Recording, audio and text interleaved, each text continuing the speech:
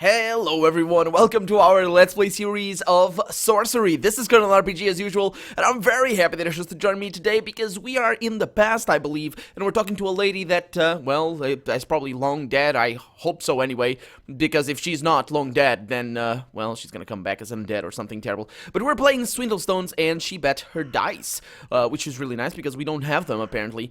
We didn't bring them from Carrie. And I've been looking at my bets over here. I bade, I think, 1-3 at the beginning, and she went for 2 twos, so I'm thinking that she has at least one, but probably 2 twos, and I have another one over here, so what I'm gonna do is I'm gonna go with 3 twos and see if she's gonna not call, because if she has only one, then I'm done. But yeah, she is talking, I asked about, this place being a desert before, and she's saying that it's a land of plenty and peace. I don't understand what changed, apparently. I do, it's easy to see through. Let's see what she goes for. There we go. Poor traveler, you must be weary. Well, yeah, I suppose so. Let's call it. Oh, she's upset. She's upset. She opened the one of her normal eyes, and she loses. Okay, so off to a great start we are. One moment, she says. Yeah, my voice is... I got frogs in my throat. So I believe she has 1-5 at the very least. Let's go with 2 twos over here. Try to bluff her out of the fives here. I'm new here, I say. I cannot answer all your questions. I am only young, she says. Huh. That's interesting. She probably doesn't have twos though. I'm gonna go with I'm gonna go with another 5. I say 5. It's a 4 with 3 fours, and hopefully she has 2. She's not gonna call. She's not gonna call. Our village is in the foothills past the river, she says. Our best diviners are there. Everything that is known, they know. Well, you don't have 3 fours. No, she doesn't. Only 2 fours, and the round is mine. There we go. Off to a great start in Swindlestones. I was getting the hang of it before. So let's go for a very nice question over here. I played a game like this in Carrie, but it had another name, I say. She's probably gonna call. Yeah. Koreans love to pretend they are a breed apart. Yeah, they kind of are, aren't they? And look at that, she didn't have 4s. And the round is mine. So now she's going to be the first one to bat. And let's see what she says. And let's see what she has as well. Oh, I'll start with 1. Okay. She doesn't say anything. I'm going to go with 3 ones because I believe she's not bluffing. And then she loses. Here's a bit. Okay, so she doesn't say anything anymore. Come on. And there we go. Only 3 ones. The game is mine. I win, don't I? Elthera laughs. You are a challenging mind, she declares. May we play again? I don't see why not. Let's see. Okay. Well, why would she want to play again? That's kind of interesting. Let me see. So I'm going to go with a 3 over here because I don't have any. See what she goes for. She probably not... Oh, 2 twos. Okay, so it's likely that she has 2 twos as well. I'm going to go for 2 1, sorry. I'm going to go for... are there any people here, I ask? A whole world's worth, why? A whole world's worth, she says. Why, stranger, the sun has put its heat inside your skull, I fear. Okay, let's call that. And there we go. Yeah, that was easy. And what else do I have here today? Oh, one moment, she says. And she's gonna say, yeah, your mind is very confusing, she says. I should be able to see clearly into it, but I can't. Yeah, you can't. I wonder why. So she probably has 2 twos. I don't think she overbids. I'm gonna go with 3, and she, I'm glad you can't, I say. Well, yeah. Sometimes I don't think I will ever be able to do this. Well, she calls that. And she doesn't have 2 twos. She overbade. Okay. Well, that's fine. That's fine. We're 3 tied. That's okay. Let's go with a 3 over here. You call this place Ishtara. I thought this was called Backlands. This place is Ishtara, she says. And I have never heard of the Backlands. Not as a real place, at least. Oh, really? How? I'm gonna call for 3. You said the Backlands are a real place? Or are not as a real place? The Backlands are a story, of course. A place of death, where you go if you act ill in this world. Oh, so they probably have built their own mythos here. Because these 2 worlds are connected, Ishtara and the Backlands, which I believe are in the same timeline, but in different locations of the timeline. But I'm not really sure. So she goes for that. I'm gonna go for another one, and she's gonna go for probably 3 fours. And there we go. I'll raise that, and she's out of lines to say. Well, but that was interesting. We learned a little bit about the backlands. Let's roll the dice again and see how things go. Oh, very nice hand. Very, very nice hand. The problem is, I don't know what she has. If she has another 1, it's gonna be a problem. She has a 5. Huh. Well, you're screwed. You're screwed, because I'm gonna bet 3 1s, and you will not be able to win. Unless she has... yeah, she's gonna call. Yeah. And there it is. The game is mine again. You flick Elthera's final die off the ground with a grin. I'll win, you tell her. Elthera laughs. Huh, your thoughts are deep, she declares. Another game? Nah, I don't think so.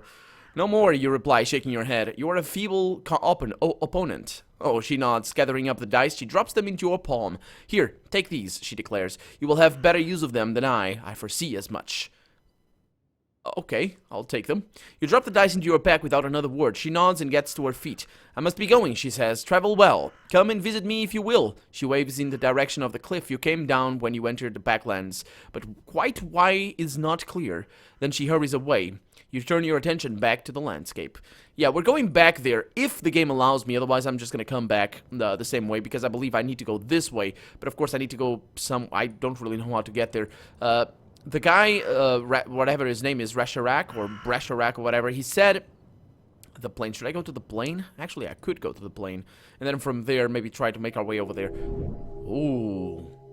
You make your slow way across the endless wastes, and the grass turns to dust as you go. The sun is now in the lowest quarter of the sky. Soon it will be dark. You crest a low rise and look down across the barren wastes, offering something of a view. Let's look north. North, a deep, dark gash seems to cut across the land. It must be a fissure of some kind. To the east, the road makes a loop past the foothills of the Badu Bak Ridge, passing an unusual spiked rock formation. South, you can make out Elthera's trees lifting dead branches to the gray sky. And... really? Huh. And that is all there is to see. You continue to walk. Oh, wait a minute. I'm back. Okay, that's kind of interesting. I'm probably wasting time here. Let's go here, because I believe I'm back. You carry on tramping across the dusty plains. Night falls. You should find somewhere to sleep. If you keep going through the night, you will be weaker for it, especially after so long walking with an empty belly. This, then, is the pit of the backlands. It is not as fearsome as you had expected. But then again, we're gonna go here, because I am probably gonna repeat that. I'm probably gonna go back. Climb the cliff. Once more, you enter the shadow of the cliff that surrounds this place. The moon moves slowly across the sky like a lidless eye. A little way across the plains and away from the cliff, there is a dark shape jutting up from the ground like a gigantic sword. Across the plains and away from the cliff, huh? A dark shape. Gigantic sword. What could that be? Look at the dark shape. Oh, it's a tower, yeah. Let's climb the cliff. You approach the cliff face and feel it with your fingers, but you cannot find a decent grip. It seems you must have slithered and slipped your way down. Yeah. Okay, so we can't go up there. That's quite a shame. So let's reload. Let's come back here. And actually, this is a bad thing, because... let's go for here. That's a bad thing, because I can't replay. I don't want to replay that again. So let's just look south from here and make our way. So what time is it? I don't really know. Let's go over here back to the nice green places, and yeah, there it is. It changes. Okay, so we can change. That's interesting. You walk on across the grassland until you join an old road. Night falls. You should find somewhere safe to sleep. If you keep going through the night, you will be weaker for it. Yes. Away from the road to the northeast, the curious stone tower you saw earlier stands alone, overlooking the river. Okay, that's the tower we saw before, of course. And I want to go over here. Yeah, because this thing is not too new. There might be stuff over that way. There probably is, actually. There's something up there. Should I go down here? Let's find out. If I need to reload, if I need to rewind, I guess I will do that. You are now walking across scattered rocks. The moon rises, filling the world with thin silver light. The dusty plains have been transformed to fields, though the grass here is littered with rocks that have tumbled down from the mountain range to the east. From somewhere close at hand, a strange whistling noise catches your attention. Let's look for the sound. The sound is coming from the other side of a large rock. It seems steady enough, the sound of an ever-running wind. Let's peer around the rock. Oh boy. You peer around the rock and a strange sight greets your eyes. Whether a localized curse or a freak weather effect, you cannot tell, but hovering a short way above the ground is a swirling twist of air, trapped in a cove formed by the rock. A small fly buzzes overhead of the whirlwind. A moment later, it is sucked in and disappears. Okay. I could cast a spell. Force field probably would work. Although, what could I do? I don't have force field. So we have rap, which talk all languages. Oh, I can do that. That's interesting. With the green hair, that thing is really powerful item. We have the how, which is find safe passage. That it's gonna tell me that not to go in there, and I'd rather spend my stamina going in there. That's the wrong thing. So let's see. I got Yob, which is to summon a giant. Oh, why? Why would I do that? And we got Yap, which is talk with animals. That's weird. Why would I want that? Huh. And over here we have the R that we did already. We have Mud, which is the quicksand. That might work, actually. That's interesting. The spells are different from what I'm used to do now. Because there's no... And there's the G here for Gob. What's the Gob for? A goblin. Do I want a giant? Why would I want a giant? Huh. Let's go with a how here. See if I can find safe passage. And I have also the huff? Oh, create wind. Oh, the gale horn. Let's go with that. Yeah. You bind the starlight into shape around you, lifting the gale horn and blowing a loud note. The wind catches the whirlwind and makes it spin faster and faster until it is all but drilling into the earth below. But the winds do not seem to be strong enough to dissipate. Let's blow again. You blow again, harder this time. The wind that billows around you is stronger now, so strong it knocks you forward towards the whirlpool. A moment later, it has sucked the horn from your hand and has a grip on your arm. Pray for aid. You close your eyes and raise a prayer to your graceful god. Has your request been heard? Yeah, let's wait and see what happens. You wait to see what will happen, then suddenly, without warning, it gets stronger. The sound coming from the thing increases in pitch dramatically. What can I do? Oh, you look to the heavens hoping to find a spell, but then you try to pull your hand back to begin casting. You find you cannot move. It is too strong, held in place above the whirlwind. The force on your hand is getting significantly stronger. You pull away from the whirlwind, and just a moment it releases you. You stagger back to safety, thanking the God of Grace. Oh, I lost the horn? No way I lost the horn. Let's try that again. I don't want to lose that horn. It might be good. So let's look for the sound here. Peer around the rock. And there's the thing. How can I do this? It's weird. Why? I didn't really know what I was gonna do. Try talking to the funnel. Let's go with that. Foul thing, you begin. What manner of pestilence are you? The whirlwind kicks a short distance up in the air as if flipping, then settles back down again. A reaction to your voice, or merely a chance movement? Let's talk again. You call out again to the whirlwind. This time there is no reaction you can discern. Suddenly from somewhere above you, you hear a voice. Analander, I bring you a message. You look up and to your right, scouring the rock face until you spy a small boy leaping from stone to stone like a goat. I bring a message from Shadrach the Hermit. Oh, what message? You call back, suspicious. The fire serpent. He's following you. He's going to attack you while you sleep. Shadrach foresaw it. Oh, that's good. The boy has scaled the way down the mountainside now, and it is just above the whirlpool in the rocks. He's about to jump. The fire serpent is following you. He's going to attack you while you sleep. Shadrach foresaw it. Okay, so he's down the mountainside and just above the whirlpool in the rock. He's about to jump. Wait! The boy hovers for a moment, one foot on the ledge, about to jump. His eyes meet yours. Then the rock his foot is on slips. He begins to tumble downwards as he falls. You see him pulled through the air towards the whirlpool. Oh, what can I do here? How can I save the boy? Oh, how can I do that? I think I'm gonna need to use the gale horn against the fire one. The wind here might put out the fire lizard or whatever. So I don't really know what I'm gonna do. Quicksand might work. Causes slowness. Oh yeah, I want that one. Why didn't I see that before?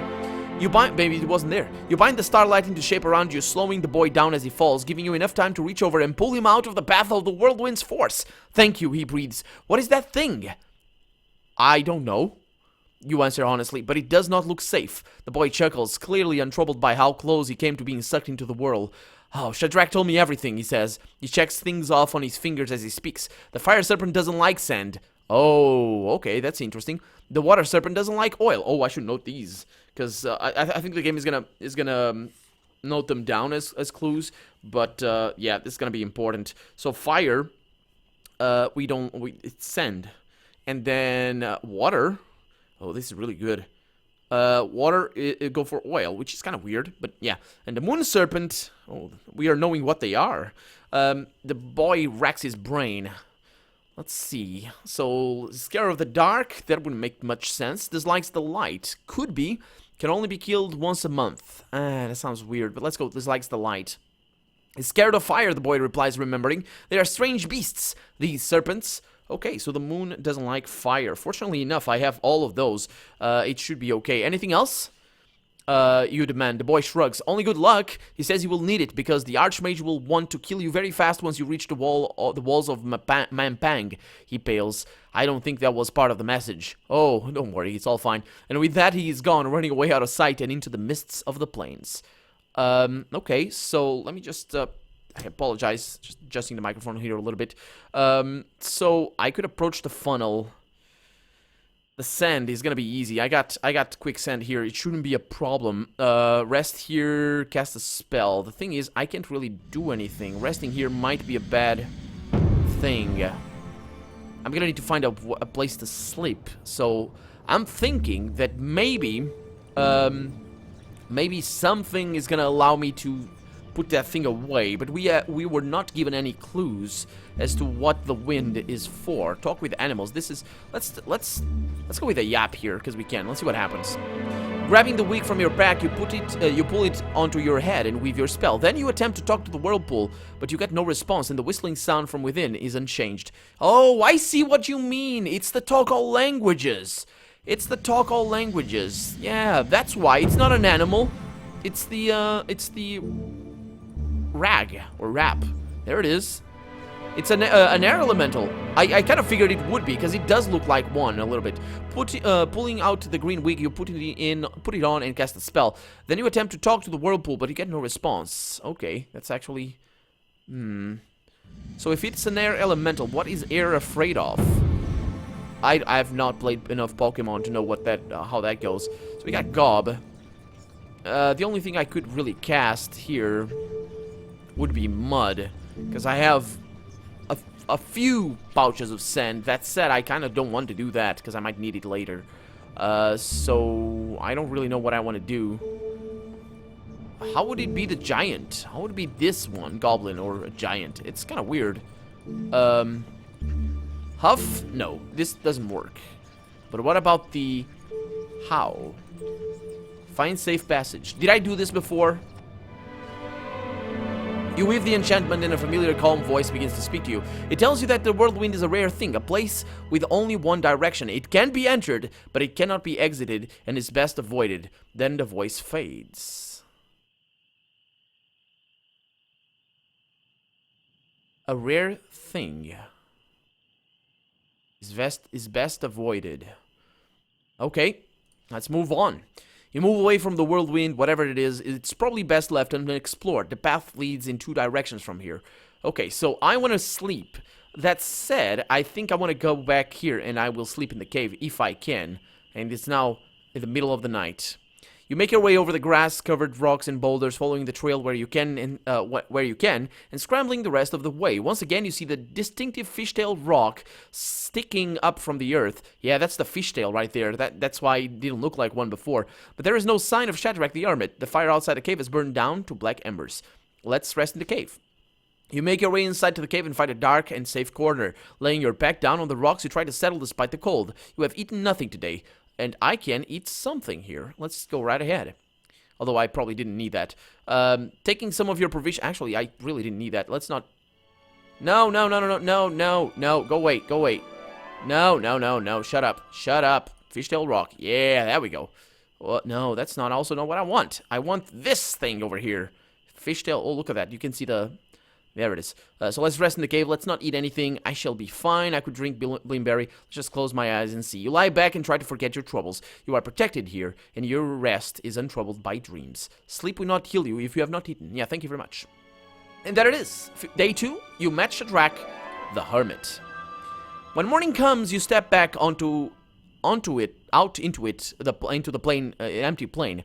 Sunlight falls in the cave mouth, picking out the message carved on the wall. I am gonna move on.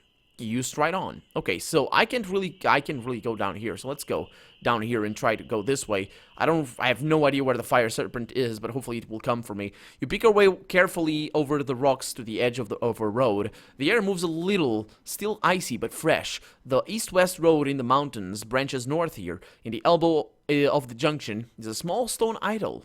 Oh, really? Let's look at the idol. You pause to look down at the idol, which was definitely not here before. The stone appears to be carved into the shape of an iguana. It stands upright on its tail, fingers splayed. A pictograph in the old hand is written beneath. Okay. The pictograph reads, Sorceress. The finger of the gecko, you notice, the fingers of the gecko are pointing eastwards up the mountainside. You pause to touch the idol, but receive no particular blessing from it. Perhaps its purpose is merely to inform. East to Badubak Ridge lie the Klatabak Steps, which you must cross to reach the lake.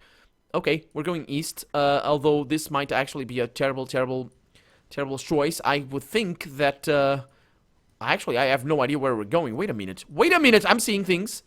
We have 1, 2, 3, 4, 5, 6, 7. There's 7 places for us to explore. I'm not really sure how that's gonna go, but I believe each one of these might have the serpent that we're looking for. I don't know. We'll see. The rocks underfoot soon turn into a slope, and then the slope gets steeper, until the going is hard, and you are heaving for breath. A few clouds scud across the sky. The path quickly leads into an area of light forest, which covers the hillside with light shade. Animals scurry through the undergrowth, and birds fly overhead. It is the most life you have seen since you left Carrie. From up ahead, you hear a receptive beating sound, and this might be an easy path because it's a paradise that we're in right now. So from up ahead, we have a repetitive beating sound. Forage. That might be a good thing. Let's go with that. You leave the path for a few steps, pushing through the undergrowth and scouring for fruit or roots that might be edible. Eventually, you find a small plant with bright purple berries. They are not the same as the berries you picked up near the wastelands of Carrie. Yeah, actually, I picked those up. I think I didn't do it on camera. I picked those up, but I didn't eat them because I did it on camera before, and I ate them and I died. Those are really, really bad. So, you can pick up a handful of berries, and these should be totally fine. You collect a decent handful of berries, and a few are squashed, staining your hands a bright blue color. I could eat some now, I suppose. Does he take away the ration? No, he doesn't. There we go. You eat another handful now. They are quite nourishing. You return back to the main path. The beating sound pauses for a moment, then starts once again. Let's go on up ahead. These are probably just woodcutters or something. You push on through the trees. Oh, I love this. I love this adventure. So follow the sound first. It's probably woodcutters. You leave the main path to follow the sound. The sun disappears from view as you step into the trees. On all sides, the ancient forest looms up. The rising winds tug at your hair and cloak. You follow the sound of blows through the trees until you come across a clearing, thick with knotted grass. On the far side stands a tall, wiry creature who wields an enormous axe. Whatever it is, it has not seen you. His attention seems to be focused on a nearby tree. Let's watch for a little bit. You stop and watch as the creature raises its axe high, and then swings it back into the bark of a nearby tree. It is a woodsman, a tall, bent creature with eyes on stalks and long, pliable arms that it uses to swing between tree branches. By one tree is a discarded water gourd. It's a gourd, presumably belonging to the creature. I could pick up the gourd. Let's approach the I don't think I needed it. Greetings, you cry, striding out into the clearing. The creature turns to face you, swinging the axe carelessly onto its shoulder. It looks up and down with its prehensile eyes. Who are you? I am a traveler. Ah, the creature replies in a deep nasal grunt. And, what are you? It asks when you are a little closer, and it can focus on you clearly, reaching down as it speaks to pick up the water gourd and sling it around its neck. I am a human. Like the wizard, the creature replies, nodding. I should have guessed. Even if you do have less hair in your face, hard to tell humans apart. What wizard? The woodsman uncurls an arm and gestures up the mountainside. The wizard, he says again. Then it seems he can think of nothing more to say, so he lowers his finger. That's nice. What are you doing here?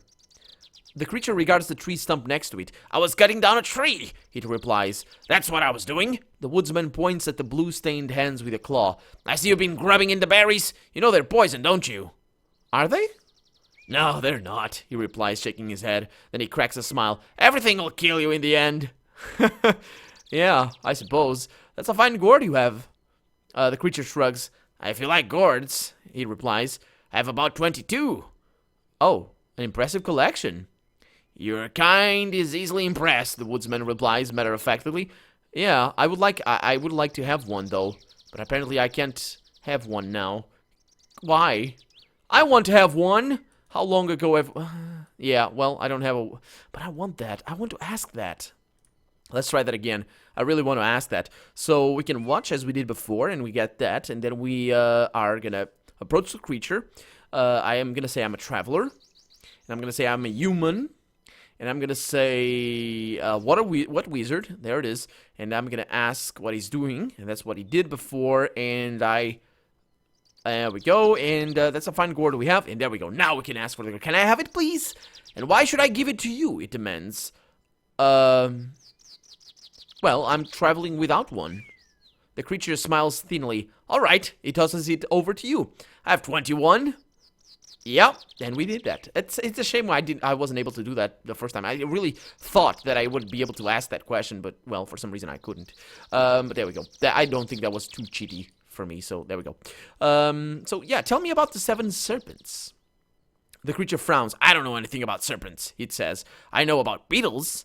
As though on cue, a small insect crawls out of the bark of the half-cut tree, and the creature scoops it up with its tongue.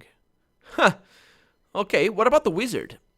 The creature pauses for thought. Nothing happens. The creature closes its mouth. The woodsman lifts his axe once more. This tree won't cut itself, he declares, so get out of the way so it can fall where it wants to. He begins to chop the wood once more. Well, I have had enough of talking to this imbecilic creature and turn to leave the clearing. Oh, it calls. If you do go see the wizard, it says, watch your back. My back? I suppose. But anyway, for now, I'm Colonel RPG, and this has been Sorcery. I really hope you've enjoyed it. I am enjoying it a lot. I love this change of scenery. I really, really like this sort of idyllic place, and I know there's going to be enemies, and I'm kind of itching to fight some, but we'll see how that goes. And I hope you'll see me as well on the next episode. So, see you later. Bye-bye.